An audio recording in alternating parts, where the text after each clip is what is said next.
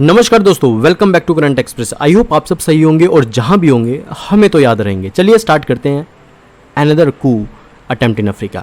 देखो, सिंपल सी बात क्या है कि अफ्रीका के अंदर इतना इनस्टेबिलिटी क्यों है। सिंपल सी बात, ठीक है ना। सबसे पहली बात तो अफ्रीका रिसोर्स रिच नेशन है, लेकिन वहाँ पे क्योंकि एजुकेशन का लेवल कम है, वहाँ पर इसी कारण से पॉलिटिकल इंस्टेबिलिटी बनी रहती है। बिकॉज वहाँ पे टेक्नोलॉजिकल डेवलपमेंट नहीं है। दो वहाँ पे रिसोर्सेज तो हैं, लेकिन टेक्नोलॉजिकल डेवलपमेंट नहीं है।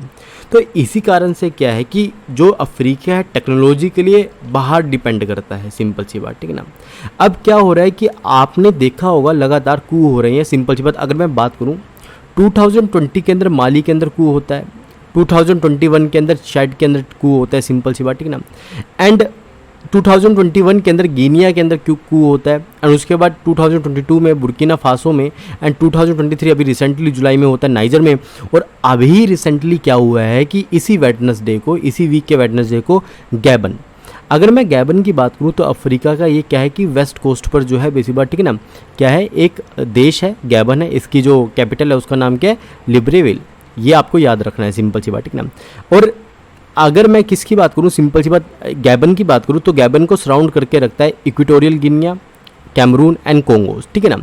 एंड अगर मैं नाइजर की बात करूँ तो नाइजर की लोकेशन कुछ ऐसी है, नाइजर को सराउंड करके रखते हैं बेनिन, उससे नीचे आता है नाइजीरिया, एंड बेनिन से ऊपर आता है माली, माली के ऊपर आता है सिंपल सी बात, ठीक है ना, अल्जेरिया, फिर आता है लीबिया, फिर आता है शेड, ठीक है ना।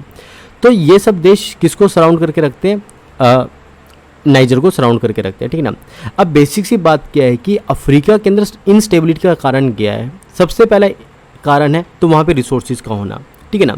रिसोर्सेज है, लेकिन यही रिसोर्सेज क्या कर रहे हैं, सिंपल सी बात, कर्ज का काम कर रहे हैं। क्योंकि दो इनके पास रिसोर्सेज है, लेकिन उनको यूटिलाइज करने के लिए इनके पास टेक्नोलॉजिकल एडवांसमेंट नहीं है, ठीक है ना।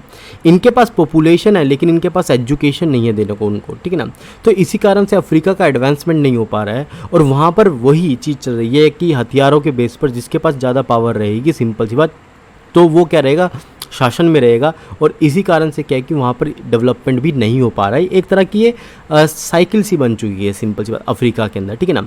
एंड दूसरी बात क्या है कि वहाँ पर बहुत सारी जो डेवलप्ड नेशन है उनका वेस्टेड इंटरेस्ट है। वो चाहते ही नहीं है कि अफ्रीका क्या हो, स्टेबल हो, अफ्रीका का डेवलपमेंट हो। बिकॉज जब अफ्रीका डेवलप हो गया तो ऑब्वियसली बात है जो रिसोर्सेज हैं इन डेवलप्ड नेशन को जाना बंद हो जाएंगे।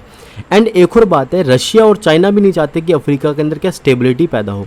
क्योंकि अभी क्या हुआ था कि अफ्रीका के कुछ नेशंस को वीट की कमी पड़ गई और रशिया ने क्या किया कि वादा कर दिया कि मैं दूंगा।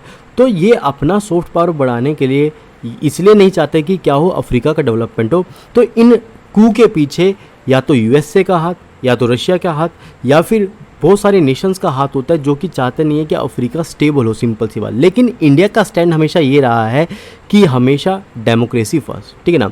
हर देश के अंदर हर जगह पर डेमोक्रेसी होना चाहिए, और वो डेमोक्रेसी लोगों के लिए होनी चाहिए, लोगों के द्वारा होनी चाहिए। सिंपल सी बात, ठीक है ना।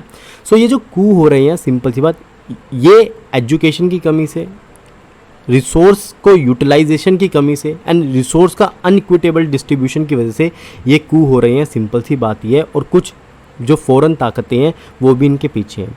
तो इंडिया को इससे ये सीखना चाहिए, सबसे पहले अपना टेक्नोलॉजिकल डेवलपमेंट करना चाहिए, चाइना के ऊपर से निर्भरता हटानी चाहिए। सिंपल सी बात है ना। एंड दूसरी बात ये है कि हमको थोड़ा सा क्या है कि इक्विटेबल रिसोर्स का डिस्ट्रीब्यूशन देखना चाहिए, ताकि जो है हमारे देश में कभी भी ऐसी स्थिति पैदा ना हो कि एक जो तबका है वो रिसोर्स से वंचित रह जाए और दूसरे तबके को ज़्यादा मिले, जिस कारण से एक फ्रस्ट्रेशन पैदा हो दूसरे तबके के अंदर, ठीक है ना। सो हमें अफ्रीका से ये सीखने को मिलता है। आई होप आपको ये लेक्चर पसंद आया होगा। देखते रहिए current express. Piyush Thakur signing off. जय हिंद, जय भारत।